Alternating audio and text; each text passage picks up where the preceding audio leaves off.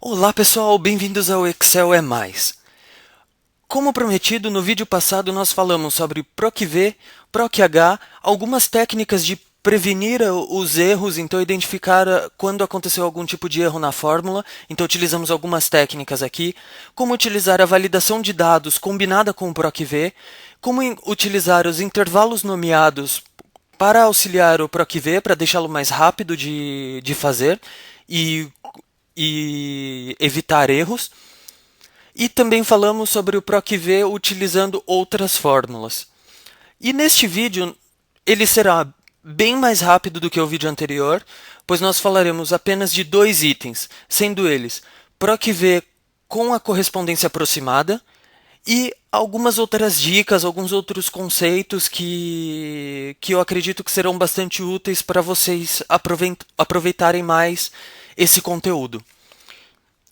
Aqui, como vocês podem ver, eu estou disponibilizando também os exercícios anteriores. Então, quando vocês forem nos comentários deste vídeo, vocês poderão baixar essa planilha e também já ver os resultados comentados aqui. No caso vocês tenham alguma dificuldade, vocês poderão entrar em cada um deles e validar as fórmulas, etc., para pegar bem o conceito.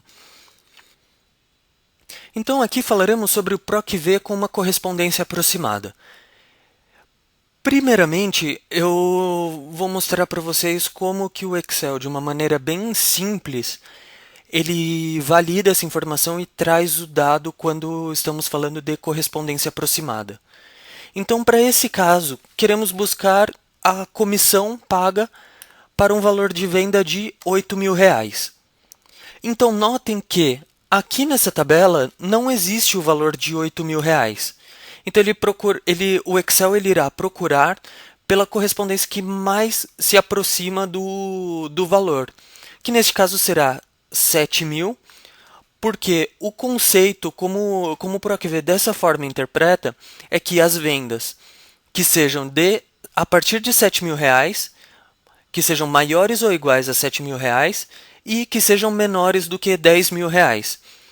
Ele deverá trazer a comissão de R$ 250. Então, aqui se temos um valor de venda de R$ 9.999,99, o valor de comissão desse vendedor será de apenas R$ 250 e não 700. E aqui algumas observações muito importantes quando estamos tratando de correspondência aproximada. Sempre o valor que estamos procurando deve ser maior ou igual do que o valor da primeira linha. Que isso está aqui, então vocês já podem ter isso como um lembrete. Então, caso o valor ele seja menor do que a primeira linha que a nossa tabela está, o Excel ele retornará o valor de N/D, não disponível.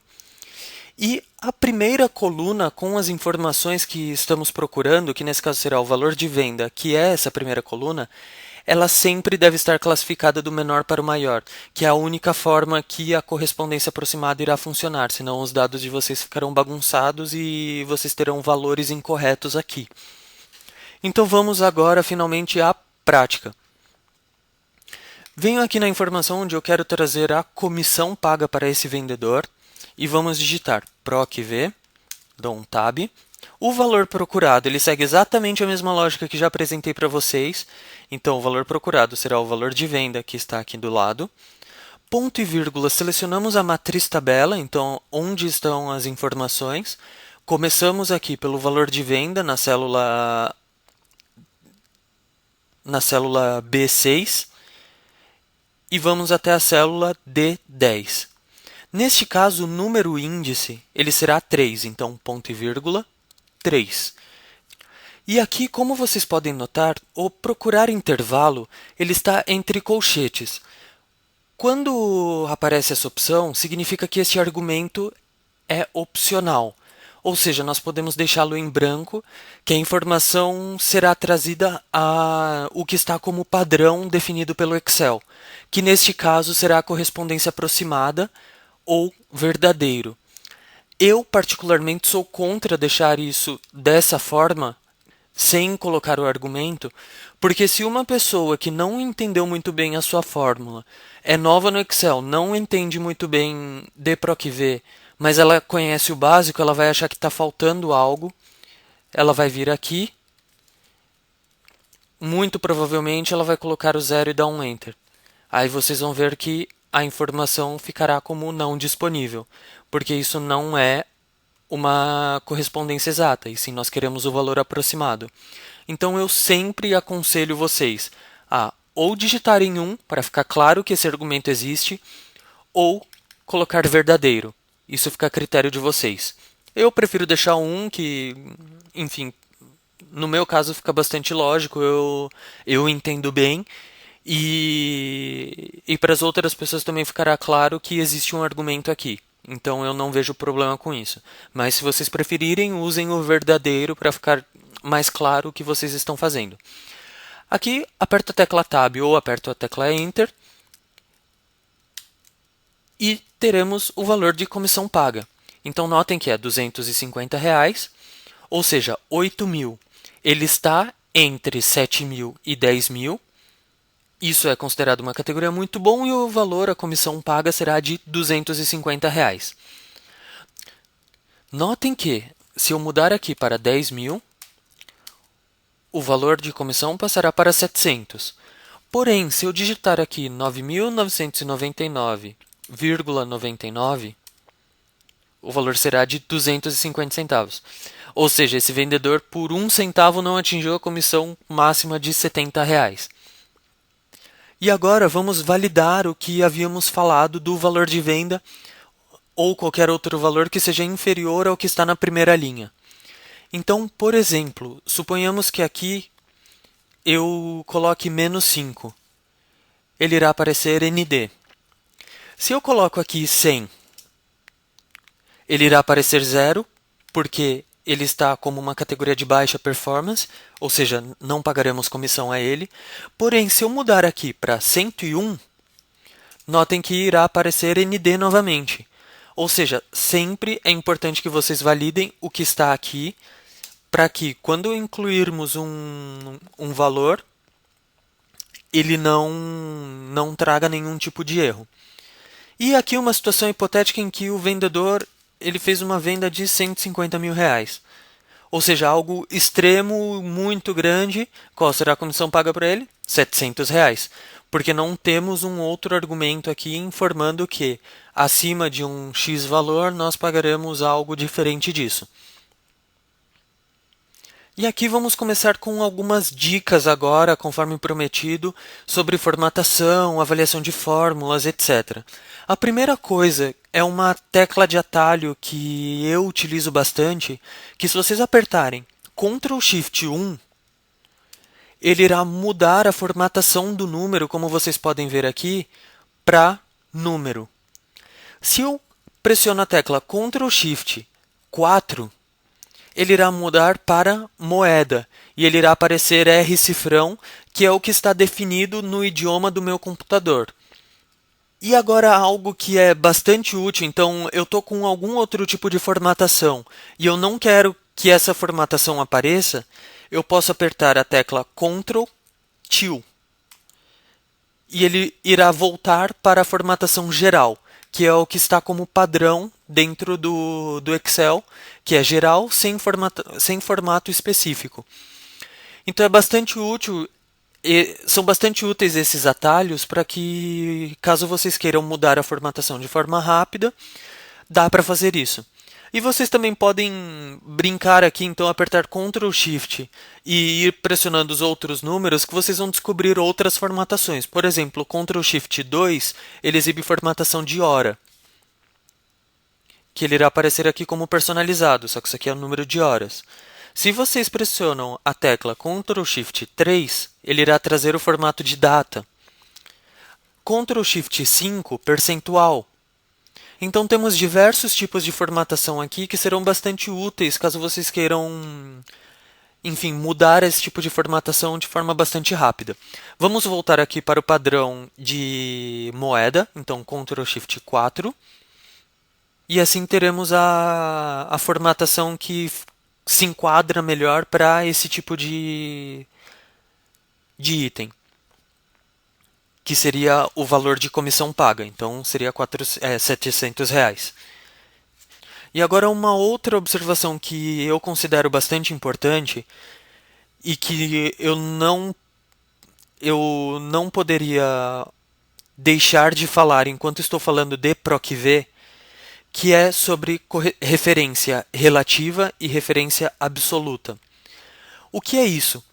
Quando nós estamos trabalhando com dados com dados e também com fórmulas, e precisamos mudar essa fórmula de célula, ou seja, dar um Ctrl C na fórmula e trazer ela para baixo, Ctrl V, notem que se eu não faço nada com essa tabela, não mudo nenhum tipo de informação aqui, ele irá trazer o valor procurado, a linha de baixo, só que ele irá mudar também o valor de tabela, o intervalo da tabela, matriz tabela, ele irá descer também. Então aqui eu vou mostrar para vocês como corrigir isso. Primeiramente, vamos aqui na célula original onde criamos a fórmula. E se eu vou no intervalo, no valor procurado, e pressiono a tecla F4 uma, duas, três vezes, vocês irão notar que irá aparecer esse símbolo de cifrão antes do valor da coluna, ou seja, do endereço da coluna, que é a coluna A. Quando eu coloco o cifrão antes da letra, significa que eu estou travando a coluna. Ou seja, quando eu faço isso, copio e colo para a direita, vocês vão notar que a célula onde está o valor procurado, ela não mudou. Então, ele permanece na coluna A. Porém, como não travamos, não fizemos nada com a matriz tabela, ela foi para o lado, como vocês podem ver aqui. Então, ela saiu do intervalo B6 e foi para o intervalo D10. Como fazemos para travar o intervalo inteiro?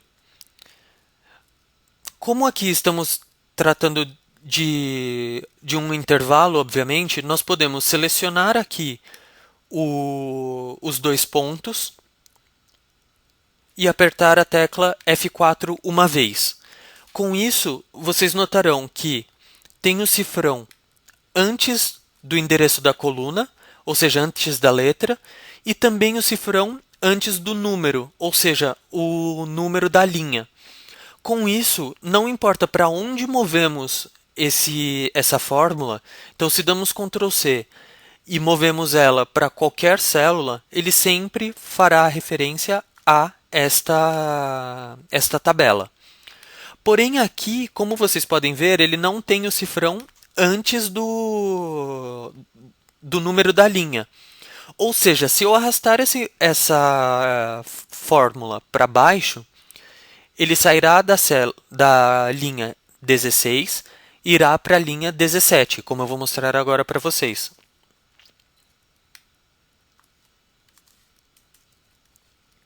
Dou um Ctrl C, vou para a linha de baixo, Ctrl V. Aqui ele irá buscar 0, porque aqui está vazio, mas se digitamos, por exemplo, 4.000 e dou um Enter, ele trará o valor de 100. Ou seja, ele é superior a 250, porém inferior a 7.000, ou seja, a comissão paga será de 100. E aqui, como vocês podem ver, se eu aperto F2, ele moveu o valor procurado para a linha de baixo, o que está correto, e ele deixou a matriz travada, que também está correto. Outra forma de travar esses valores, caso vocês queiram, é quando vocês passam o mouse em cima dessa caixa aqui com a dica, vocês vão ver que aparece o símbolo do mouse de clique. Então, se eu clico aqui, por exemplo, sobre a matriz tabela, vocês vão ver que ele já seleciona esse intervalo inteiro. E eu posso apertar F4 para ir alterando esse tipo de informação.